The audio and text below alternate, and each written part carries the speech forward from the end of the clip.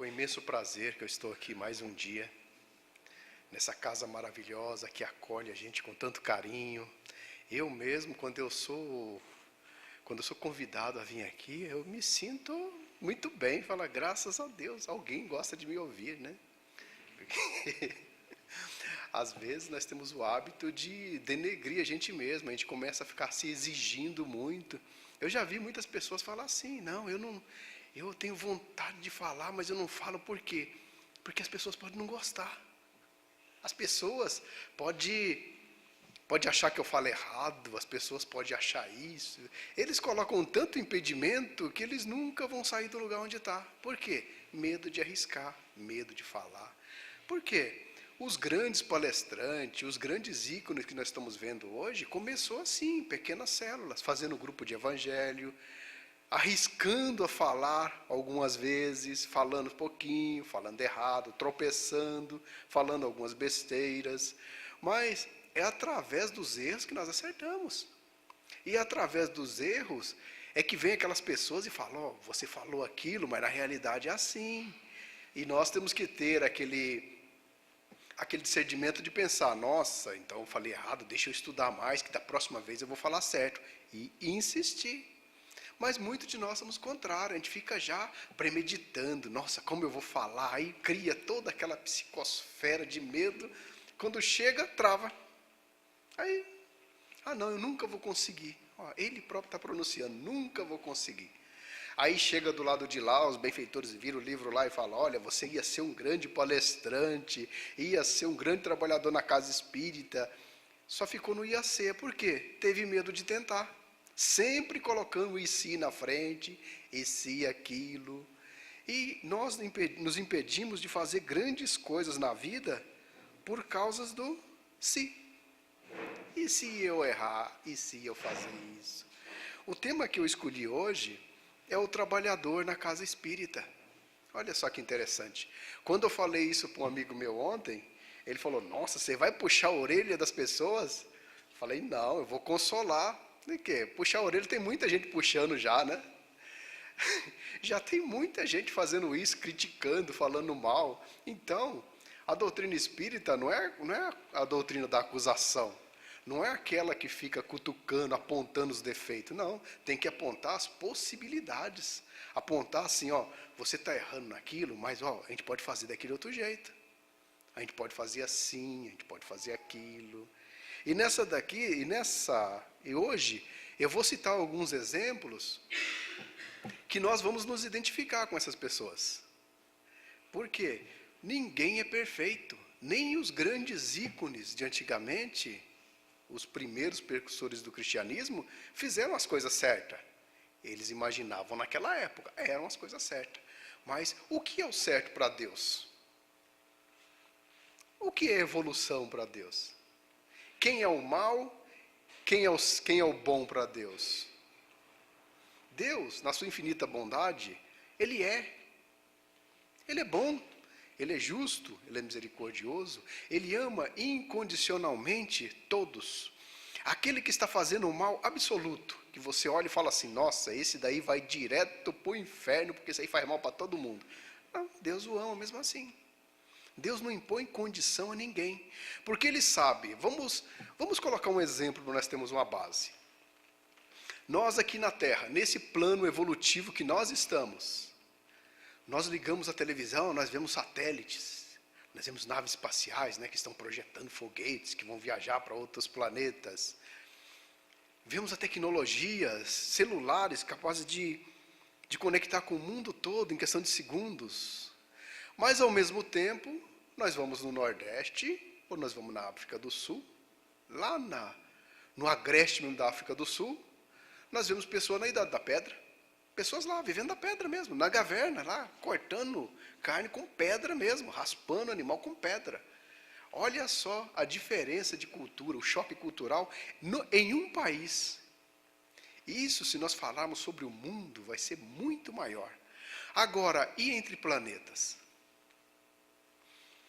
Tem mundos aqui, que segundo o livro dos Espíritos, que eles estão em forma embrionária, que são ainda seres selvagens. tem o mundo nosso e tem mundos angelicais, onde os seres nem precisam reencarnar mais, de tão puro que estão. Tem planetas com vários sóis, como descreve em Capela, né? Aquele planeta, já pensou aquele planeta lindo onde não existe noite, onde o dia é dia, não existe contagem de tempo? Simplesmente a pessoa vive por viver, não é escravo das horas, não é escravo de tempo, não é escravo de nada. Ele simplesmente é. Eu ajudo o próximo porque eu gosto de ajudar o próximo. O outro faz agricultura, eu como a verdura, eu faço isso, ele usa, e nós vivemos numa comunidade totalmente alegre. Olha que bonito. Vamos ver Deus olhando para um planeta de forma embrionária, onde as pessoas estão na idade da pedra, saindo para brigar com o próximo, da outro clã, entendeu? Bárbaros ainda, se alimentando de seres iguais, canibais. E vamos ver Deus olhando para nós e Deus olhando para a constelação do cocheiro. Ele vai colocar diferença entre o aborígene lá no planeta, ele vai colocar restrição aqui, ele vai restringir outros mundos. Por quê? Porque eu não gosto daquele, porque ele ainda é animal? Eu não gosto desse, porque esse ainda está raspando pedra? Não, Deus simplesmente ama incondicionalmente. E Ele sabe que o mal que você acha que você está fazendo hoje, simplesmente é um percussor para a sua evolução. Hoje você está fazendo errado. Por quê? Amanhã você vai ter parâmetros. Na minha outra encarnação eu fiz aquilo e eu me dei mal. Então vou tentar fazer diferente para ver se eu acerto. E assim, gradativamente, nós vamos evoluindo no sistema planetário e no sistema universal, que é a lei de Deus. E Deus fez um sistema tão interessante que Ele simplesmente fez as leis sábias e eternas que desde o começo já foi projetado para nós seguirmos. Agora vamos pensar. Eu olho para um irmão meu e falo, nossa, mas aquele cara faz tudo errado. Eu nunca faria aquilo. Quando eu falo, eu nunca farei aquilo, todo o universo vai conspirar para o que está acontecendo com aquela pessoa acontecer comigo. Para mim, experimentar o que o outro está passando. Olha só que lei perfeita. Se eu falar, aquele cara é um ladrão, ele é isso, ele é aquilo, todo o universo vai conspirar para que aconteça alguma coisa dentro do seu lar ou dentro da sua constelação familiar, para você provar a mesma coisa que você julgou aquele. Aquele tem pai, aquele tem mãe. Imagina uma mãe olhando para o filho e você criticando, aquele filho é isso, eu nunca. O universo começa a conspirar para que aquilo aconteça com você. Por quê? É castigo? Não, é simplesmente o universo de experimentação. Por quê? Acontecendo conosco fica mais fácil, né? Um filho nosso dependente químico, fica mais fácil a gente amar ele do que amar o filho do vizinho, que é aquele bandido, aquele drogado, aquele que chega tarde. Não, mas o nosso filho não, tadinho dele. Ele está passando por uma dificuldade, mas vamos trazer ele para dentro de casa, vamos arrumar uma clínica para ele, vamos fazer isso. Olha como mudou, simplesmente porque passou a ser dentro do seu núcleo familiar. É isso que Deus faz conosco constantemente. Tudo que você aponta e fala, aquele é, você poderia mudar o vocabulário. Eu vou ser assim. Por quê? É a única forma de você entender. É a única forma que nós temos para entender o que se passa dentro de um lar. O que se passa dentro daquela família. Uma vez perguntaram para o Chico Xavier, foram no presídio e falaram, nossa Chico, aqui dentro deve estar cheio de obsessor, né? O Chico falou, não, aqui dentro está cheio de mães. Porque os obsessores já fizeram o que tinha que fazer, já puseram eles aqui dentro. Agora o que está vindo aqui é as mães, para trazer o carinho, para abraçar ele, filho, coragem, você vai melhorar. Por quê? Aconteceu conosco, né? Então nós estamos amando aquele próximo. E vamos voltar então para as leis de Deus. Deus, na sua infinita misericórdia, Ele fez essa lei para quê? Para que possamos entender o que é ser Deus. O que é você amar uma pessoa incondicionalmente. Falar, você tem os erros, mas eu te amo. você está fazendo coisa errada, mas isso aí vai ser simplesmente um trampolim para você, no futuro, tentar fazer alguma coisa certa. É assim que funciona Deus. Então, quando nós vemos uma pessoa errada, fazendo alguma coisa errada, o que nós temos que fazer? Vamos ficar criticando, apontando, falando, não, você... Geralmente a gente tem aquelas frases prontas, né? A gente resolve a vida da pessoa em 5 palavras. Faz o seguinte, você vem aqui, você estuda, você faz isso, você muda os pensamentos, você faz isso e pronto. Daqui 1 ano você vai estar Chico Xavier. Falamos isso. Às vezes, nós temos o hábito de olhar para a pessoa e já resumir toda a vida dele, olhar assim e falar, não, você é assim, faz o seguinte, começa a estudar, faz isso, faz aquilo, que você vai melhorar. Nós nem paramos para pensar que atrás daquela pessoa tem séculos de condutas equivocadas, de maus hábitos, que naquele momento ele está passando por aquilo, para quê? Para despertar. Está me acontecendo aquilo? Eu vou procurar alguma coisa. Então, já é o despertar daquela criatura. E quem sou eu para chegar para a pessoa e falar, você vai fazer isso, isso e isso que vai te curar? Aí, às vezes, ele vai olhar para a gente e falar, nossa, e na sua casa está assim, assim, assim, por que você não se cura? Porque é mais fácil apontar dos outros, né? É muito mais prático, eficiente chegar para a pessoa e chegar com a fórmula pronta. Toma aqui, toma que você vai melhorar. O correto mesmo seria fazer o quê?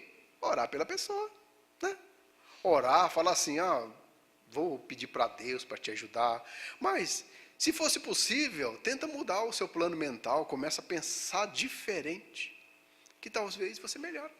Aí a pessoa que vai começar a despertar, vai pensar, não, ele falou assim, como ele é mais alegre que eu, e ele está fazendo assim, então deve dar certo, né? E aí ele vai, através da experimentação, procurar o melhor para si mesmo. Por quê? A única forma de nós melhorarmos é você levantar e seguir a quem? Jesus. Lembra do cego Bartimeu, quando Jesus pegou, viu ele longe, pegou e fez assim, vem. Por quê? É fácil pedir. Ficar sentado, pedindo, reclamando, é a coisa mais fácil que tem. Mas aí vem as dores, vem os problemas, é Jesus falando assim, levanta de onde você está e toma jeito na vida, levanta e vem. Eu estou aqui. Eu sou o caminho, a verdade e a vida. Então, basta levantar e seguir-me. Por quê? Eu não vou ir até aí, levantar você e ficar carregando. Por quê? Vai ser mais um peso morto, vivendo da caridade dos outros. Se eu te colocar dificuldades para você reagir, a partir de quando você reagir, já está começando a caminhar para Deus. Esse é os planos de Deus. É por isso que Deus fez a lei dessa, de quando você aponta, acontece com você. É por isso que as leis de Deus é assim. Eu estou mal, mas o que eu tenho que fazer? Mudar. Tolo é aquele que pensa que ele vai continuar do mesmo jeito e a vida dele vai melhorar. Tolo é aquele que pensa que ele vai ficar dentro de casa, reclamando, chorando e rezando, e não vai levantar para procurar a melhora. Às vezes, vai gente na casa dele e bate, eu trouxe um livro para você, lê. Ele, não, eu já pedi para Deus melhorar a minha vida, não precisa de ler, não. A pessoa chega, vamos numa casa espírita, vamos num templo evangélico, vamos lá, muda seu pensamento. Não, eu já pedi para Deus, vamos ficar aqui, que Ele vai trazer tudo para mim. Tolo é esse. Por quê? Imagina, como Jesus falou, meu Pai trabalha até hoje e eu também trabalho. No livro dos Espíritos, quando Kardec perguntou, está no livro Boa Nova, um dos apóstolos perguntou para Jesus, não seria mais fácil nós largarmos tudo e ficar em contemplação? Por quê? Eles estavam indo atrás das pessoas e as pessoas não queriam melhorar. Então, acho que foi até Simão Pedro que chegou e falou assim, Jesus, mas se a gente simplesmente abandonar tudo e ficar só em contemplação, orando, não seria melhor para nós nos melhorar pessoalmente? Aí Jesus pegou e falou assim, qual seria a atitude de um pai que trabalha dia e noite, ver um filho ocioso? Qual seria a atitude de um pai que ele quer a melhoria do filho, quer que o filho progrida como ser humano e vê o filho o dia todo sentado lá, ocioso, olhando para cima? Às vezes a pessoa se melhora, sim, ele está lá fazendo oração, mas vem cá, temos que orar, mas temos que também experimentar o que nós estamos falando. Eu sou uma pessoa boa, aí vai uma dificuldade para ele. Aí a primeira dificuldade, ele desce do tamanco, começa a xingar, eu faço bem, eu faço isso, eu faço aquilo, e a minha vida só tem perturbações. Você não está pedindo paz? A única forma de exercitar a sua paz é te mandando dificuldades. Você não está pedindo uma reforma íntima? A única forma de uma reforma íntima é pegar todos os seus problemas e começar a bater na sua porta. Aí você vai experimentar realmente o que você está falando. Eu sou bonzinho, tá bom, então vou pôr 5 vizinhos, daqueles bem barulhentos ao lado dele, para ver até onde vai a paz dele. Será que ele aguenta muito tempo? Então, quando nós oramos pedindo a paz dentro de nós, não vamos pensar que vai ser aquele mar de rosas, não. Vai vir as dificuldades, é claro, porque nós estamos no mundo de provas e expiações. E quando estamos no mundo de provas e expiações, toda a nossa vizinhança está no mesmo processo kármico que nós. Se eu tenho tendências, nós vamos atrair quem para perto de nós? Espírito com as mesmas tendências. Então, se nós estamos tendo pessoas muito trevosas perto de nós, então devemos pensar, o que eu estou pensando, o que eu estou fazendo, os lugares que eu estou visitando, os lugares que eu estou indo ao encontro, é o que eu estou atraindo. Não adianta pensarmos que nós estamos em lugares angelicais e vai estar tudo as coisas trevosas do nosso lado, porque vai ter alguma coisa errada, né? Imagina. Tem alguma coisa. É isso que a casa espírita nos convida a pensar. Agora, o que tem a ver o espírita e a casa espírita? Simples. Eu escolhi esse tema por causa dos 15 anos dessa casa. Uma casa maravilhosa, que como essa tem centenas e até milhares de casas como essa. São pequenos núcleos, como Jesus falou, é pequenas comunidades que vai fazer o mundo melhorar. É pequenos núcleos que vai fazer as coisas realmente andarem. Não adianta pensarmos em montar grandes castelos, templos enormes de pedras e dentro frieza. Não adianta pensarmos em fazer templos enormes, como os templos de antigamente, e colocarmos mercadores na frente, vendendo a paz, vendendo a consolação, mostrando aquele Deus caprichoso que só quer te dar as coisas. Não, vem aqui que a sua vida vai melhorar, você vai ganhar carro, iates, carrões, vai ter empresa, vai ser milionário, vai ser isso, vai ser aquilo. Jesus tinha alguma coisa disso, gente? Olha que ele era o filho mais próximo, ele era um espírito crístico, hein? Se nós fôssemos ter que ter isso, imagina Jesus, o que ele deveria ter. E ele teve. Ele mostrou o tempo todo a simplicidade, que a verdadeira paz de coração está onde? Na simplicidade das coisas. Ele mesmo falou, se preocupar em guardar dinheiro, onde a traça não come, a ferrugem não corrói. Aonde está? Na caridade, no amor, na abnegação. Quando eu entro em algum lugar e as coisas começam a fluir muito fácil para o meu lado, começa a vir muito dinheiro para o meu lado, tem que soar o alerta. Ora, muita facilidade equivale a quê? Equivale a coisas erradas. Muitas facilidades que vêm para nós vai nos induzir ao quê? Ao erro. Vai nos induzir à ganância, ao orgulho, à vaidade.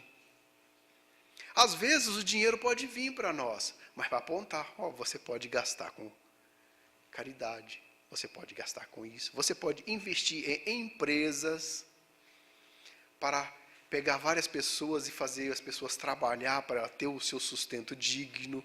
Podemos fazer isso. Mas eu ficar ocioso e esperar que carrões vai ficar na minha porta, que eu vou ter mansões com vários empregados, alguma coisa está errada. Concordam comigo? Ou Deus iria fazer todo mundo rico no planeta só porque adoram Ele? A instituição espírita, eu não estou criticando nenhuma religião.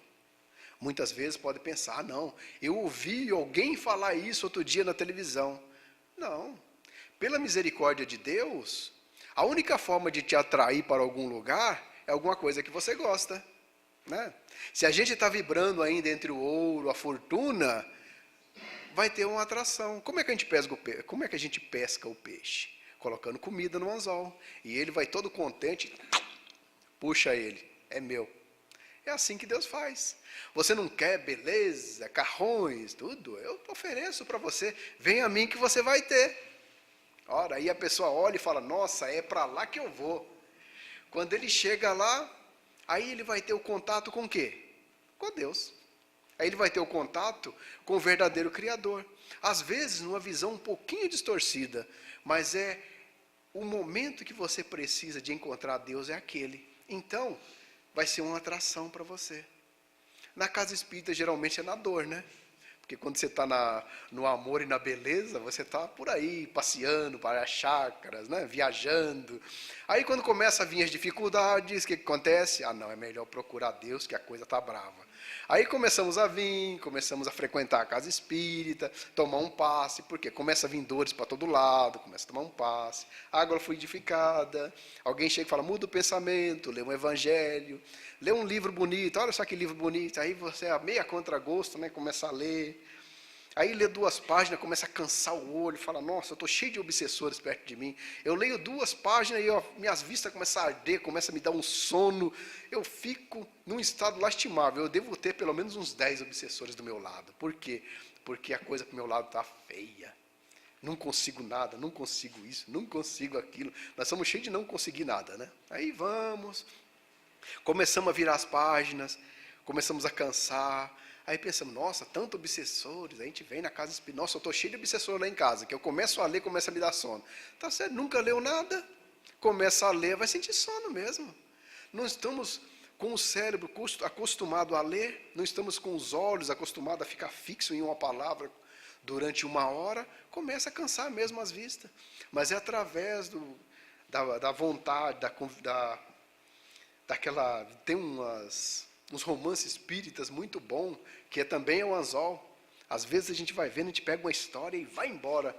E essa a gente esquece o olho ardendo, esquece o sono, esquece tudo e vai embora. E nessas romances, tem pequenos anzóizinhos, né? Para te fisgar, falando sobre alguma coisa, algum tema. E aí vai despertando você. Ah, mas ele falou aquilo. Aí chega na casa espírita, mas a pessoa falou isso como é? Ah, então vem estudar conosco, vem aqui, vem estudar no ESD, vem estudar no curso de Evangelho, que aí você vai ficar sabendo. Aí a gente começa a despertar, aos pouquinhos. Quando pensarmos que não, nós já estamos trabalhando. Nós já estamos aqui arrumando alguma coisa, arrumando a cadeira. Aí logo, logo já estamos aqui em cima falando como aconteceu comigo. E isso tudo começa com o quê? Começa fisgando você. Às vezes te oferecendo dinheiro, te oferecendo dificuldades, mas é o caminho. Aí através de alguma coisa você vem para o núcleo religioso, não importa a denominação. Se são católicos, evangélicos, protestantes ou ateu, graças a Deus. Viram? Em Brasília saiu a primeira igreja ateia, né? A igreja dos ateus, a igreja humanista. Isso aí está em Brasília. Fala, a igreja dos ateus? É a igreja dos ateus. As pessoas vão lá e descobrem, ó, lá eles podem fazer a caridade. Olha só, um ateu fazendo a caridade. Podemos ver os Médicos Sem Fronteiras, o Greenpeace, são ateus. Estão ajudando o mundo, porque eles são filantrópicos, eles sabem que ajudando o próximo vai ficar bom para ele. Eu sei que se eu der dinheiro para você montar uma empresa, eu vou ser sócio de você, então eu te ajudo. E assim a humanidade vai progredindo. E Deus não vai fazer diferença se a pessoa acredita nele, se a pessoa não acredita, se a pessoa é má, se a pessoa é boa. Por quê? Estamos todos indo de encontro a Ele. Não importa o que você esteja fazendo agora. O que importa é que Ele está lá esperando. Ele te mostra as 2 portas. Olha só, tem 2 portas. Tem essa estreitinha, cheia de dificuldades, mas tem essa larga das facilidades. Você pode pisar em cima de todo mundo, pode desviar tonelada de dinheiro, pode ir embora, vai com Deus, meu filho, vai. Vai ter alguns tropeços no caminho, você vai sofrer, você vai perder algumas reencarnações, você vai ficar parado, vai sofrer isso, vai sofrer aquilo, mas é a porta que você escolheu. Mas agora tem essas das dificuldades, que é aquelas que você estuda, você procura um caminho correto, que você vem mais fácil a mim. Agora cabe a você. Quer ser mal? Seja, mas vai sofrer. Por quê? Eu pus o mecanismo. Quando você olha e aponta, acontece com você. Se você tira dinheiro de uma pessoa, de uma saúde, por exemplo, não esquenta não. Em algumas reencarnações você vai passar numa sessão de quimioterapia, você vai passar com alguns problemas, para mostrar para você que alguém tirou dinheiro de onde você precisava. Nossa, que legal, você ficou nessa situação. Mas por quê? É castigo? Não, está simplesmente experimentando. Você vai chegar até mim. Agora, importa qual é a sua escolha? Qual é o seu objetivo? Cada um escolhe. Agora vamos falar das instituições. Muitos de nós temos o hábito de misturar o religioso da religiosidade. Às vezes pensamos que a pessoa, por ela estar à frente de uma instituição, ela é um santo. Ela é uma pessoa assim, com a postura mesmo, que é um verdadeiro santo. Não, estamos na Terra, num planeta de provas e expiações. Aquele que pega uma responsabilidade, não só porque ele pegou uma responsabilidade, quer dizer que ele é aquele cara com a conduta inabalável. Nós somos humanos, nós temos os problemas. E muitos de nós têm o hábito de apontar. Falar, não, o espírita não pode se meter em política. Ora, Bezerra de Menezes era político. E ele foi o que mais combateu a escravatura. Ele foi o que fez o movimento dentro lá da instituição lá que ele estava, dentro da tribuna. Quando ele começava a falar sobre a abolição da escravatura, os coronéis, que tinham milhões de escravos, abandonavam e iam embora, ele ficava sozinho falando. E ele tentava explicar para as pessoas que, na realidade, aquelas mãos de obras baratas se tornavam muito cara para o dono do engenho e para o país. Ele tentava colocar, mas as pessoas não entendiam, todo mundo abandonava. Não, ele está querendo falir o país. Não, vamos abandonar esse cara, vamos embora. Ele era espírita e ele combatia dentro das câmeras políticas a escravatura.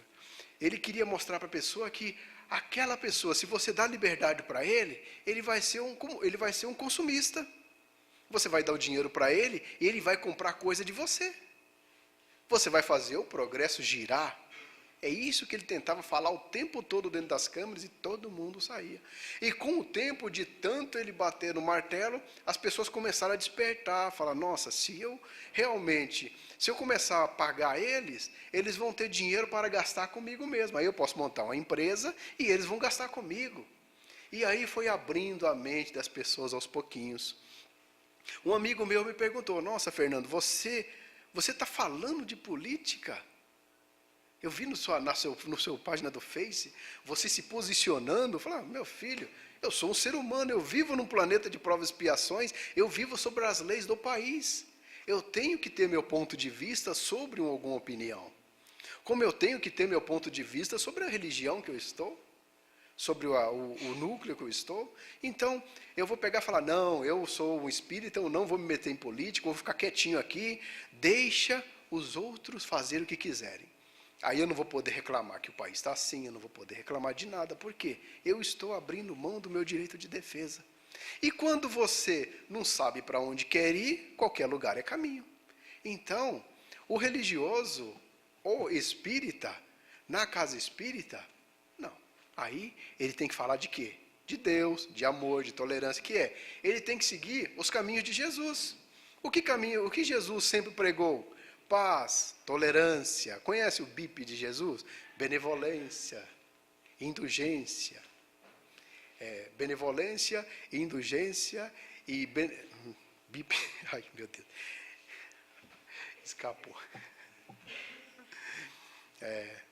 O verdadeiro BIP de Jesus é benevolência para com todos, indulgência para com as imperfeições alheias e perdão das ofensas. É isso que nós devemos comentar dentro do núcleo religioso. Uma pessoa às vezes chega, a primeira vez que ele chega na casa espírita, ele vai querer ficar ouvindo falar das coisas que estão falando lá fora? Não. Ele vai querer falar assim, não, vem até mim. Ele vai vir cheio de problemas, com dificuldades, com dúvidas terríveis. Então, vamos ver qual é a sua dúvida. De onde eu vim, para onde eu vou, entendeu? Essas coisinhas simples que todo mundo pensa, né? O que é Deus, quem é Deus, o que é Espírito. Eu estou vendo um monte de sombra lá em casa, o que é aquilo? É isso que nós devemos falar.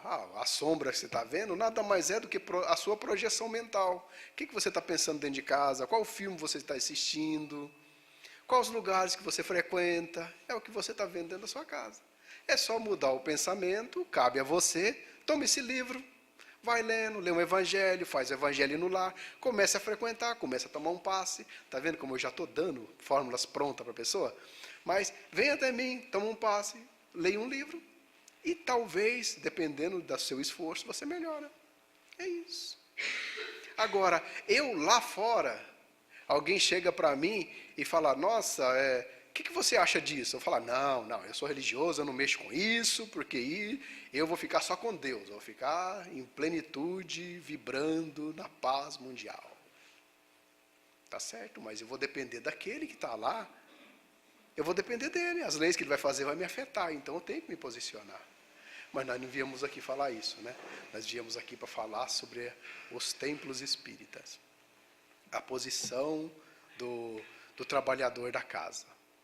Quando a primeira pessoa chega na casa espírita, ele vem com essas dúvidas. E todos nós temos dúvidas. Olha só o que me aconteceu quando eu tinha 8 anos, acho que 7, 8 anos, eu estava começando a estudar. Eu sempre tive uma queda para a religião. Eu passava em frente à igreja e ficava olhando assim, mas... Aí minha mãe me ensinou o Pai Nosso, Ave Maria. Eu queria seguir alguma coisa. A gente olha assim e fala, nossa... Assim, alguma coisa me atraía para a igreja. Aí o que eu fazia? Eu saía da escola, que estava no primeiro ano, passava em frente à igreja e pensei, vou começar a passar aqui. Aí eu comecei a passar, eu sentava lá no fundo, que as igrejas tinham uns balcão, assim, com os lugares para você pôr o joelho. Eu sentava, ajoelhava e começava a rezar o Ave Maria e o Pai Nosso. Aí todo dia, toda vez que eu encontrava a igreja aberta, eu chegava lá, orava e ia embora. Aí a minha professora, a minha mãe cortava o cabelo e ela cortava o cabelo com a minha mãe. E teve um dia que eu estava chegando da escola e minha mãe rindo com as outras mulheres lá. Nossa, a professora do Fernando falou que viu ele na igreja parecendo um santinho, joelhado com a mão assim, olhando para cima. E começou a rir. Eu cheguei, olhei assim, mas eu me senti tão envergonhado, que eu demorei, acho que mais ou menos uns 30 anos para entrar na igreja. Nunca mais entrei, que eu fiquei pensando, todo dia, quando eu entrava assim, eu ficava olhando, alguém está me olhando.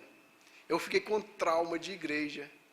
Agora, a minha mãe fez errado? Não, ela achou engraçado. O que seria ideal fazer? Quando uma criança pega e começa a despertar, fala, vamos apresentar você Jesus. Levar numa casa religiosa, tem muitos, independente de centros espíritas, tem grupos evangélicos, tem o próprio catolicismo, né? Tenha como atrair as crianças para ensinar para eles o princípio de Jesus, o que é Jesus, como é que é a vida, mostrar Jesus para ele. Não ficar apresentando religiões, não. Mostrar Jesus para ele, mostrar ele como é ser bom, ajudar o próximo. Por quê? A religião, às vezes, nos atrapalha, às vezes. Por quê? Se nós colocarmos rótulo, não, eu sou espírita, não, você é um filho de Deus. Eu vou ensinar você quem é Jesus primeiro, eu vou ensinar você a ser bom com o próximo, ensinar você que o que você pensa para o outro automaticamente acontece com você. Automaticamente eu estou mostrando Deus para ele de uma forma mais light, sem denominação. Não, agora eu já vi muitas pessoas falar assim, eu sou assim, a minha religião não permite que eu faça isso. Eu sou assim porque a minha religião não... Ele está atrás de dogmas. Aí acontece muitas vezes, né, com nós espíritas. Às vezes, somos bonzinhos dentro do centro. Dentro do centro são aquele bonzinho, legal. Quando sai lá fora, parece que nós somos outras pessoas. Não estamos mais sob o peso da religião, então achamos que nós não precisamos mais fazer aquilo. Isso que acontece quando nós entramos atrás de uma denominação. Mas agora, quando eu falar assim, não, eu sou um trabalhador do Cristo. Então, eu vou ter certeza que o Cristo ele não estabelece divisão entre o templo e a oficina. Aonde quer que eu esteja, eu tenho que ser um representante dele. Aonde quer que alguém estiver sentado precisando de alguma coisa, eu sento do lado, oh, você está precisando de alguma coisa? Ou eu vou chegar e falar, não, toma aqui o cartãozinho do centro que eu frequento, vai lá que a gente conversa. Não, tem que sentar do lado. Olha, a gente pode conversar? O que está acontecendo? Não é verdade? Eu estou participando de um grupo que trabalha com moradores de rua. A princípio, antes de começar nesse grupo, eu não via pessoas assim. Eu passava, não via. Era incrível. Eu não via moradores debaixo do viaduto. Eu não via pessoas na sarjeta. Eu não via pessoas passando frio. Eu não via pessoas sem blusa, sem camisa. Eu não via. Eu simplesmente passava. Às vezes eu olhava com medo. As pessoas vinham no farol, fechavam o vidro com aquele medo. Eu pensava que existia um universo à parte. Existia eu e os outros. Aí comecei a trabalhar, mas isso tudo inconscientemente. Eu comecei a trabalhar com os moradores de rua. O primeiro dia que eu fui, quando eu olhei aquilo, falei, meu Deus, como eu não via isso? Nossa, pessoas tremendo de frio. Chega no lugar assim, as pessoas deitadas no chão puro, num frio danado, aquele vento. Nossa, hoje eu olho assim, me corta o coração. Outro dia eu estava lá na academia, e tinha um morador de rua do outro lado. O coitado estava quase pelado, sem calça, a calça caída, toda rasgada, sem camisa. Aí eu peguei e saí, eu fui para casa, comecei a almoçar e pensando, nossa, mas que situação daquele cara. O que eu fiz? Acabei de comer, fiz uma marmitinha, levei para ele, levei uma muda de roupa e comecei a conversar com ele. Fiquei lá meia hora conversando com ele e começou a me despertar. Falei, nossa, como tem tanta gente nessa situação e eu não via isso. E a partir do momento que eu comecei a trabalhar com eles, eu não vejo mais bandido, vocês acreditam? O bandido, esse bandido que a gente fala, esse trombadinha, esse delinquente, não existe. Por quê? Quando eu chego neles, eu vejo que atrás dele tem filhos, tem pais com dificuldade, que a própria circunstância, às vezes, o vício do alcoolismo, das drogas, leva eles a praticar certas coisas que eles mesmos não querem fazer. Mas às vezes eles fazem, por quê? Fome, o vício fala mais alto, mas quando eles estão lúcidos, você olha, conversa com eles, é uma forma totalmente diferente. É como se eu estivesse conversando com meu próprio filho, com minha própria filha, ou conversando com meu pai. E eu passei a olhar eles dessa forma. Quando eu entro debaixo de um viaduto, eu não vejo mais nada ali, eu só vejo meu filho ali, minha filha, ou meu pai que está ali, precisando de um freio. Outro dia, eu estava em Mauá, eu fui naquela igreja no centro de Mauá. Aí eu estava procurando moradores de rua, né? Entrei na rua, entrei meio na contramão assim, e veio um e falou, ô rapaz, você está na contramão, aqui tem que ser para lá. Aí eu falei, não, é que eu estou procurando moradores de rua aqui. Aí ele falou, você está procurando morador de rua? Falei, estou. Ele pegou e falou, então você está no lugar certo, eu sou morador de rua, olha lá, ó, tem mais um monte ali. Ele começou a gritar, vem cá, ele está procurando morador de rua. Aí meu carro rodeou de gente, né? Aí o que eu fiz? Peguei e fiz a pergunta que eu sempre faço, né? De que vocês estão precisando de mais urgente, né? Aí ele falou, estou precisando de roupa. Roupa. Aí eu peguei, aí o meu porta-malas ultimamente parece um brechó, né? Que dentro tem cobertor, calça, camisa, blusa. A minha mulher, quando eu vou fazer despesa, na hora que eu abro o guarda-roupa, quando eu abro o porta-malas, ela fala, meu Deus, meu marido está ficando doido. Nossa, olha só, não cabe mais nada nesse carro. Aí eu abri, dei uma peça para cada um, porque você sabe, né? A pessoa que depende, que tem vício, se você dá 2 camisas, ele vende uma. Se você dá 2 blusas, ele vende uma. Então você dá, o que você está precisando? Uma calça, um tênis, uma camisa, entendeu? Um cobertor, e pega só um, né? Você não vai falar isso para ele, mas eu falo assim, pega só um, porque os outros também estão precisando. Então só pega um só. Aí cada um pegou o seu. Aí eu peguei e comecei a servir, peguei a sopa, comecei a dar sopa para eles. E nessa daí veio uma viatura de polícia. Quando eles viram aquela monte de gente rodeando meu carro, eles pararam, olharam assim, levantaram, e eles ficaram meio de lado. O policial passou, olhou, olhou assim, eu falei, eu estou fazendo um trabalho com os moradores de rua aqui. Aí o policial me olhou, começou a olhar, meio desconfiado, olhou assim por dentro da porta do carro. Aí ele começou a conversar, ele me chamou de lado. Me chamou de lado assim. Eu falei, cara, o que leva você meia-noite, num frio desse, mexendo com essa gente? Aí fiquei pensando, mas o que eu vou falar para esse cara? Aí eu pensei, deixar para o meu mentor. Né? Aí veio a resposta.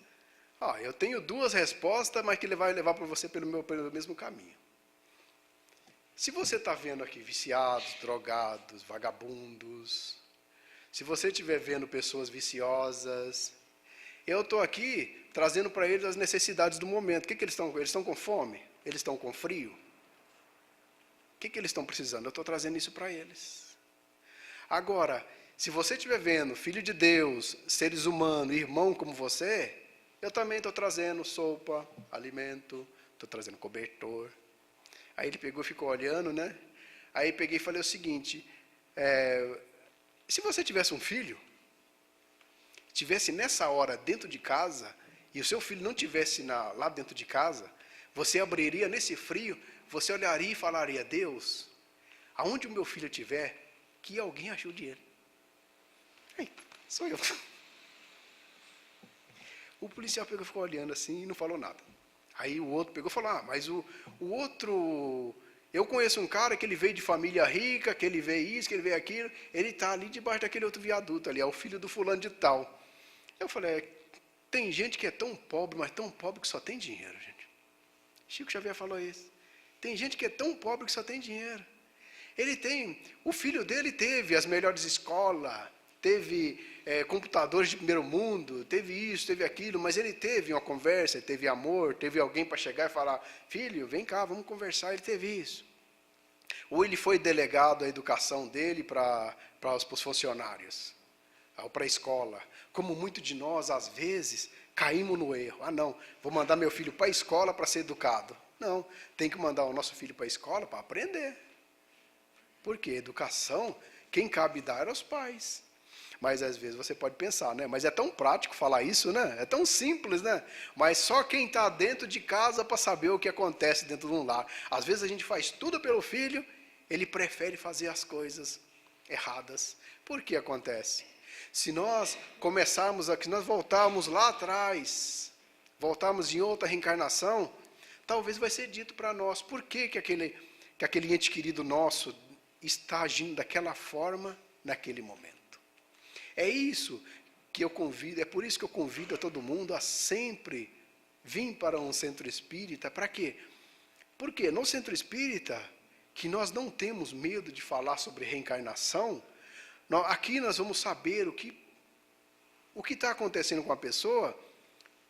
Talvez foi atos equivocados de reencarnações, muitas reencarnações atrás. Às vezes, se eu em outra vida fui negligente com a pessoa, causei a queda dela, nada mais justo do que eu, dessa vez, pegar ela para ensinar ela o bom caminho. Ela vai ser revoltada, mas agora eu vou ter que sofrer as consequências que eu causei. É a lei de causa e efeito. Não é culpa, não é perdão, não é castigo. Nós devemos começar a parar para pensar que Deus é bom e justo, e não existe castigo, existe apenas reparação. Então, agora nós temos que pensar o seguinte, se eu tenho dificuldade dentro de casa, o que nós temos que fazer? Começarmos a orar, começarmos a preparar uma encarnação para a próxima, porque nós estamos simplesmente espiando o que nós fizemos lá atrás. Não vai ter jeito, nós vamos ter que passar por essa situação. Mas agora, o que nós vamos querer para a próxima reencarnação? Cabe o que nós vamos fazer hoje.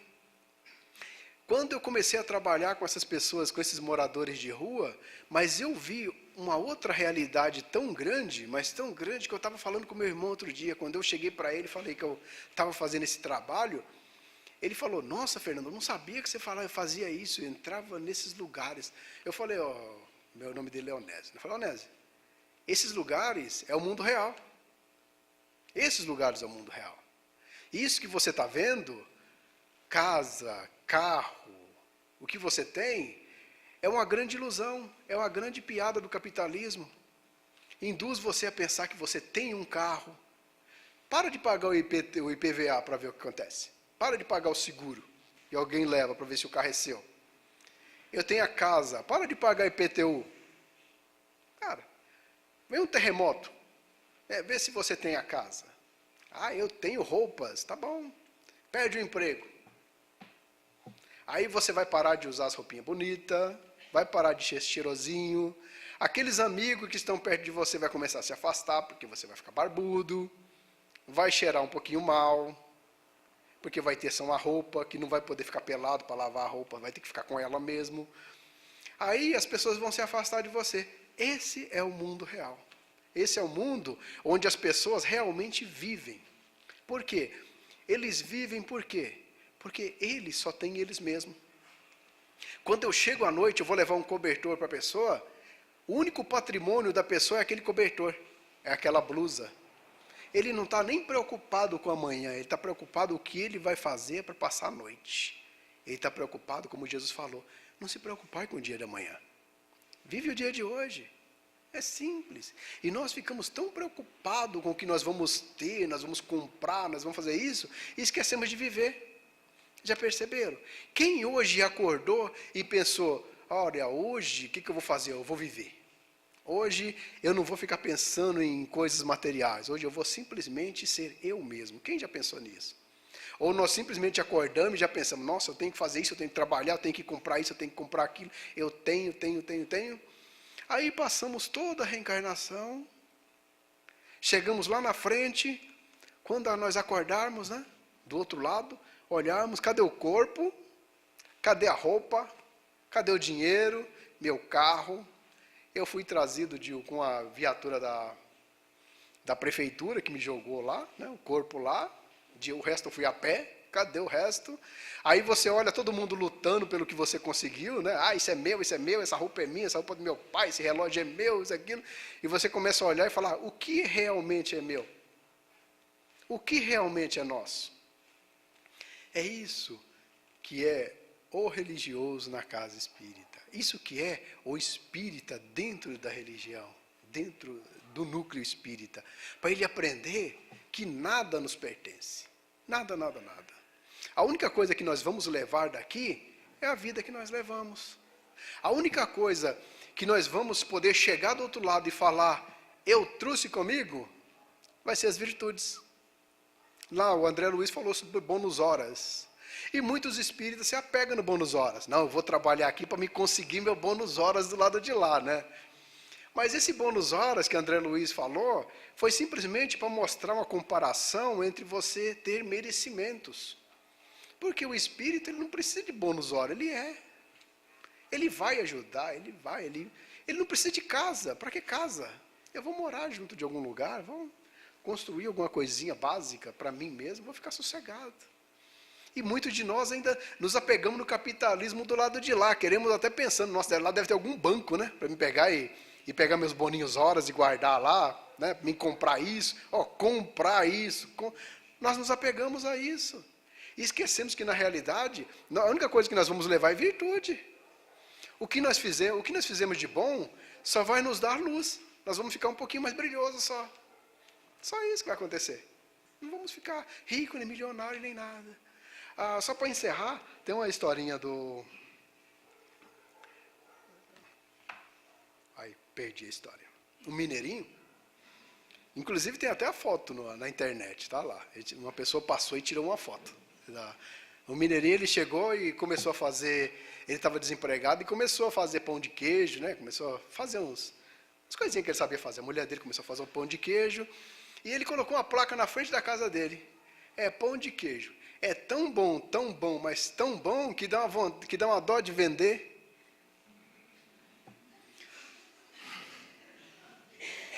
Às vezes nós aprendemos tanto na doutrina espírita, nós aprendemos O que é Deus, o que é isso, o que é aquilo, temos uma sabedoria imensa. Mas quando alguém chega para nós e fala, como é que é isso? Ah, meu filho, não sei dizer, mas vai lá na casa espírita que eles te falam. Às vezes sabemos tanto, fala, você sabe, vem dar um curso para nós. Ah, não sei dar curso. Ah, mas você lê tanto, por que você não vem? Pega um dia que tem pouca gente, vem aqui em cima, fala, ah não, subi lá em cima, pelo amor de Deus, de jeito nenhum, não vou não. E ficamos o quê? Guardando os tesouros, sentando em cima do tesouro e deixando o tesouro passar. Já deu a hora já, né? Eu já me empolguei, já é 10 horas. Temos que fazer como Paulo de Tarso fez. Paulo de Tarso, quando ele chegou do deserto, ele estava com aquela ânsia de pegar e ir para o Sinédrio e começar a pregar para todo mundo. Começar a pregar para todo mundo. Aí João Evangelista chegou para ele e falou assim, você quer fazer a mesma coisa que Judas fez? Quer cometer o mesmo erro dele? Entendeu? Você vai chegar e vai pegar quantas pessoas você quiser, arrecadar, atrair as pessoas para você através do que você sabe. Você vai atrair muito mais, talvez milhões de pessoas. Mas quando ela chegar até você, o que você vai ter a oferecer para ela? O que você vai oferecer para quando elas estiverem perto de você? Você tem uma moral suficiente para servir de exemplos? Entendeu? O que ele fez, ele começou a tecer, passava nas ruas, começou a tecer. Quando chegava lá na igreja de Antioquia, ele sentava no fundo. Quando chegava uma pessoa, ele chegava do lado, começava a conversar. Ah, você não entendeu? É assim, assim, assim. É assim que funciona. Se nós ainda estamos escondendo o ouro, ainda, não queremos falar em público, não queremos falar, podemos chegar perto de alguma pessoa que não entende nada e passar um pouquinho do nosso conhecimento.